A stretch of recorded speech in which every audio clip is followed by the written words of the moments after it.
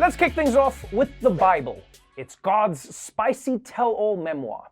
And now, thanks to an amazing archaeological find, we're learning more about some of the Bible's early drafts. An amazing discovery now in Israel. Ancient fragments of biblical text dating back almost 2,000 years were just found. An unprecedented survey of nearly 50 miles of cliffside desert caves near the Dead Sea led archaeologists to the so-called Cave of Horrors and the roughly 80 new pieces of biblical text. It's called the Cave of Horror, and it's easy to see why, given the only way for archaeologists to access it is by rappelling down the side of a sheer cliff. The scroll fragments are small, some minuscule, but big enough to still draw wisdom from, says Dr. Orrin Abelman, who reads one of the uncovered passages.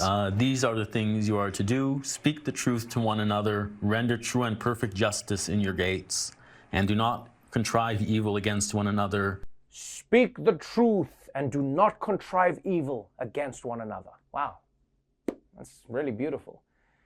Although I will admit, I don't know if it was worth, rappelling down a sheer cliff into a cave of horrors for. Like, if I'm going down into a cave, I want to find a treasure chest or the secret to eternal life. Not a piece of paper that says, don't lie. I already knew that. I mean, Barney taught me that. Come on. But still, man, it's so amazing how much wisdom there is from that era, It actually makes me wonder how future generations are going to see us. Because I don't think we're going to be as profound to them. We have no lessons to teach them. We have found a tweet from the ancients. It says, boys be acting all tough, but then they want to snuggle after they bust. Let us build our society around this. You know what's also cool is that they found something deep and meaningful. Because a lot of random Bible verses are pretty complicated. If you find the wrong one, it doesn't actually mean anything on its own, Abraham begat Isaac, or the length of the wall was 50 cubits, or thou shalt not commit adultery. What does that even mean? Moving on to technology news.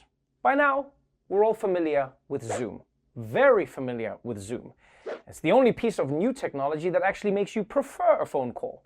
Because as useful as this app has been, it's also been, how should I put this? A living nightmare? Yeah?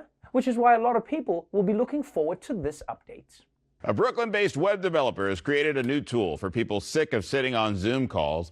He calls it the Zoom Escaper. He says it allows you to, quote, make your presence unbearable to others by sabotaging your audio stream. The Escaper not only mimics technical issues like delayed audio or echoes, it can also recreate annoying background sounds like crying babies and barking dogs. That's right. There's a new version of Zoom that has technical issues and annoying background noise built in. Which I thought was just Zoom, but still, this is a great idea. An app that makes crying baby sounds so that you can leave a meeting. And that's good news for all of us, except for any new parents out there, because now you guys had a baby for nothing. So look, I think this new feature is going to be pretty popular. It's definitely a better way to get kicked off Zoom than how Jeffrey Toobin did it. And it's much more believable than my old tactic. Oh no, everybody, I'm sinking in quicksand. The quicksand. See you guys Thursday.